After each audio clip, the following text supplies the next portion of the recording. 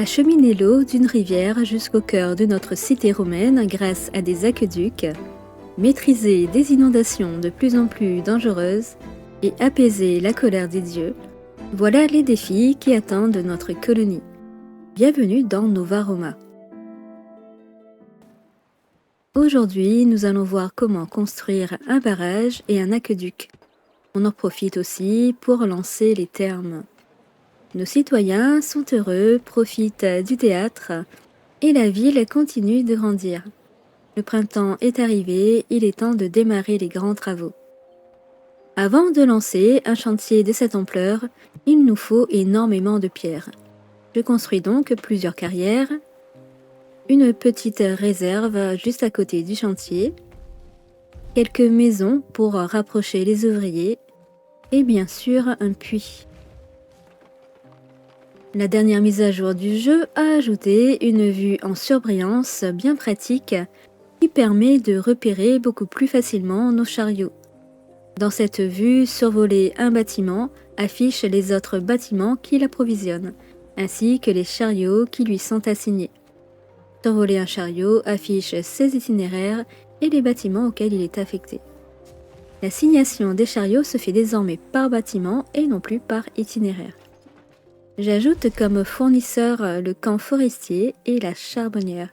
Et j'assigne également la charrette de la réserve à l'entrepôt. Une fois la nouvelle petite réserve terminée, je la configure pour n'accepter que de la pierre. Et pour accélérer encore un peu les travaux, je ramasse aussi les blocs disponibles en surface afin de remplir rapidement nos stocks. Pendant que les carrières tournent à plein régime, j'en profite pour m'occuper des dieux. Mieux vaut ne pas les délaisser trop longtemps. Je pose un quatrième petit temple dédié cette fois-ci à Mars, le dieu de la guerre. Je l'installe juste à côté de l'emplacement prévu pour mes futurs tours de garde afin qu'elle profite de son bonus de dégâts. Ce temple est consacré à Vulcain, dieu de la forge et de l'industrie. Placé près de la charbonnière et de l'atelier de poterie, il améliore directement leur rendement. Alors, petit imprévu, mon argilière commence déjà à tomber en ruine. La maison de maçon est beaucoup trop éloignée pour intervenir à temps. Je règle donc rapidement le problème en construisant une nouvelle juste à côté. Je débloque maintenant les tours de garde dans l'arbre technologique. J'en construis autour du temple de Mars.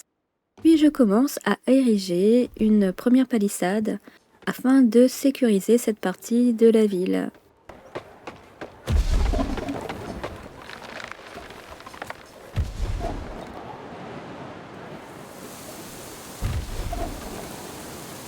On est prévenu, une inondation approche. La pluie s'intensifie, le petit ruisseau se transforme rapidement en torrent. Je ferme l'accès aux vignes afin d'éviter que des citoyens ne s'y rendent. Malheureusement, il est trop tard pour les structures, il faut nettoyer les décombres. Le niveau de l'eau continue de monter. Petite surprise, les gisements de marbre disparaissent maintenant sous les flots. Le petit filet d'eau en haut de la colline s'est transformé en vraie cascade.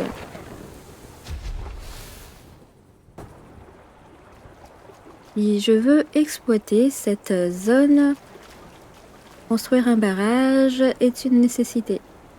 Je garde également en tête le trajet naturel de l'eau afin de pouvoir concevoir un barrage pour protéger cette vallée.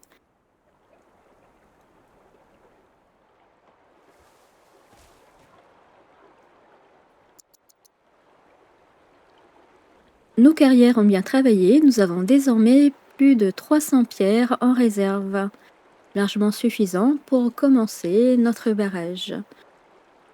Je débloque le barrage, le château d'eau, l'aqueduc, ainsi que les déversoirs.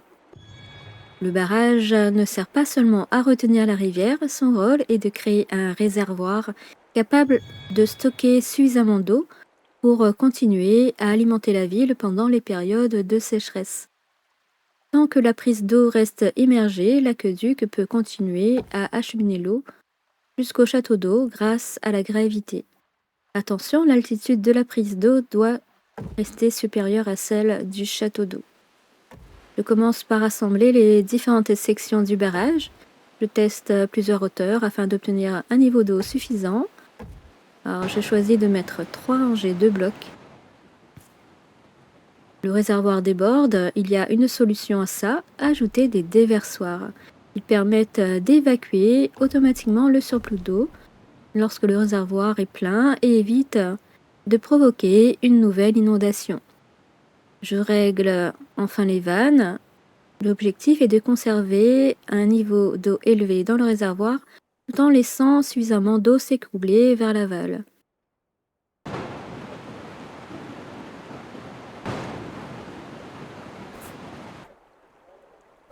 Il est temps d'élire un nouveau gouverneur. Le peuple n'aime pas avoir trop longtemps le même. De plus, cela renforce les défauts du gouverneur. Je choisis donc Decimus.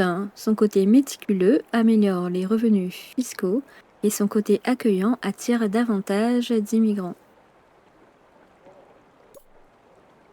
Bon, les habitants en vrai romains commencent à réclamer davantage de confort. Ils se sentent sales et ils veulent maintenant des thermes. On débloque d'abord les insulas moyennes, capables d'accueillir jusqu'à 30 habitants.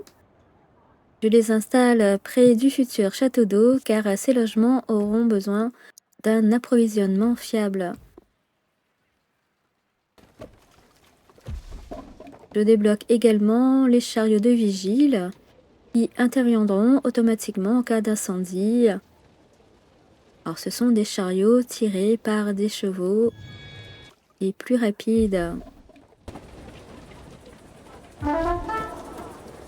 Alors, notre barrage est terminé. On peut désormais construire le château d'eau. Petit point important à retenir, l'eau ne remonte pas tout seule. Tout fonctionne par gravité. Ça veut dire que la prise d'eau doit toujours être placée plus haut que le château d'eau qu'elle alimente. Sinon, l'eau n'a simplement aucun moyen d'y arriver. Je vérifie bien l'altitude de mes châteaux d'eau de manière à ce que l'eau s'écoule du haut vers le bas. Je place donc le point de départ de l'aqueduc directement sous le niveau de l'eau afin qu'elle reste alimentée, même pendant les périodes de sécheresse. Petite astuce, utilisez le curseur au niveau du déversoir afin de régler l'altitude.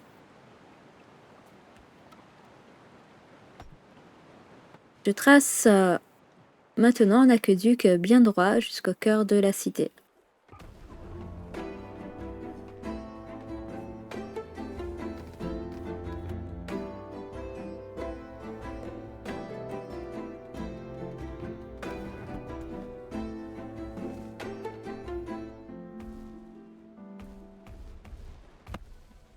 Un dieu se met en colère. Nous avons trop négligé son culte et il exige désormais un grand temple. Le problème, c'est qu'il nous faudra du marbre, justement situé dans la zone régulièrement inondée. Ce sera l'un de nos prochains objectifs. Mais pour l'instant, concentrons-nous sur notre réseau hydraulique. L'eau arrive enfin jusqu'à la ville.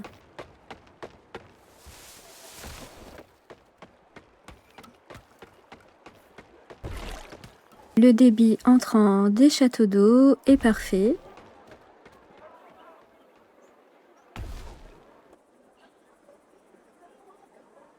Le deuxième château d'eau est également rempli.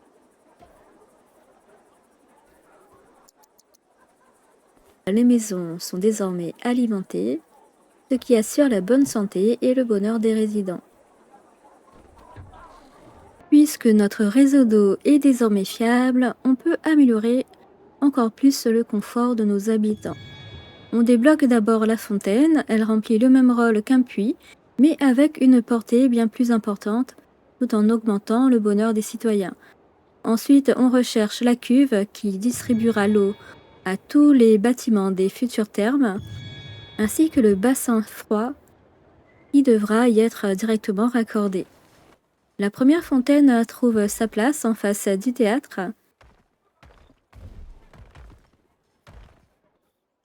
Ensuite, j'installe une cuve et je la relie au château d'eau grâce à un aqueduc.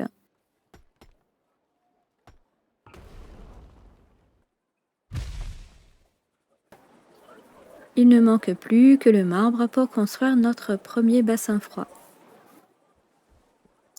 Comme nos réserves de vin commencent à diminuer, je construis un second chai afin de suivre la croissance de la population. Notre véritable priorité reste désormais le marbre. Je débloque donc la carrière dans l'arbre des technologies et je prends le risque de l'installer dans une zone inondable.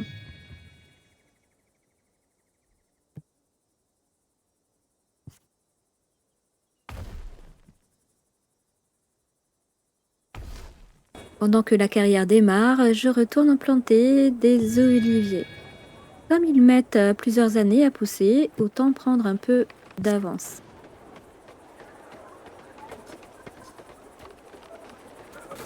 J'ajoute également quelques arbres décoratifs afin d'embellir les quartiers résidentiels. Malheureusement, un de nos dieux est désormais très en colère. Impossible de construire immédiatement un grand temple, alors je tente de le calmer avec une offrande. Cela nous laisse un peu de répit.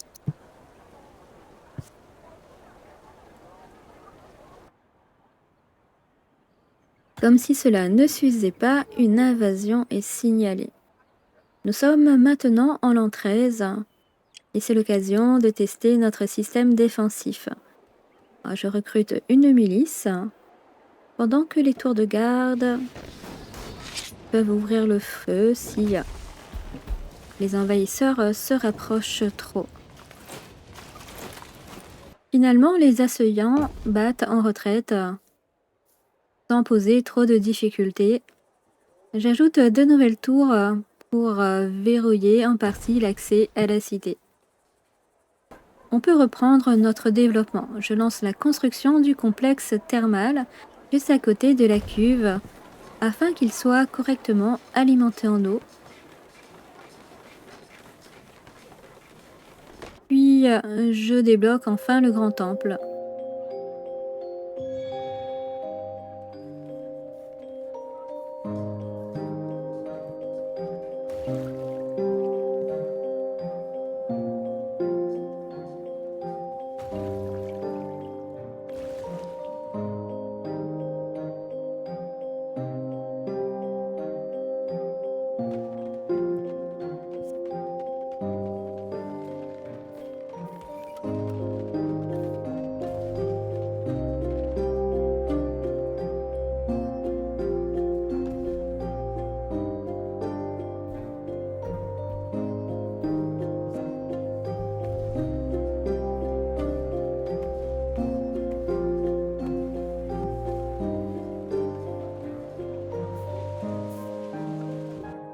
Nos premiers blocs de marbre arrivent enfin. C'est le moment de construire le grand temple dédié à Vulcain, le dieu en colère.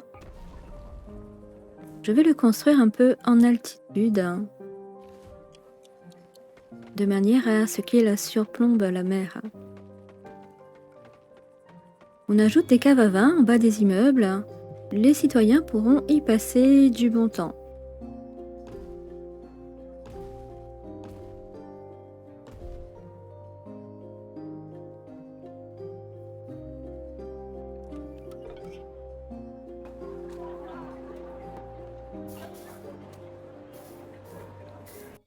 Maintenant que son grand temple est construit, Vulcain est apaisé. Ce temple permet d'organiser des fêtes en hommage à son dieu. Alors, ces fêtes augmenteront le bonheur et donneront des points de faveur. Pour chaque carreau de forum adjacent vide, la fête procure un bonus de bonheur supplémentaire. Organiser une fête coûte de l'or, du vin et du charbon. On se lance donc dans la construction d'un grand forum à côté du temple. Depuis la mise à jour, si on est en dénivelé, les forums peuvent avoir des escaliers.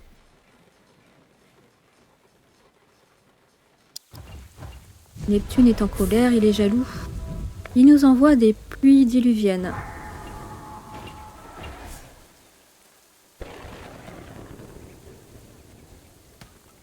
On construit donc un barrage pour protéger la zone où se situent les carrières de marbre.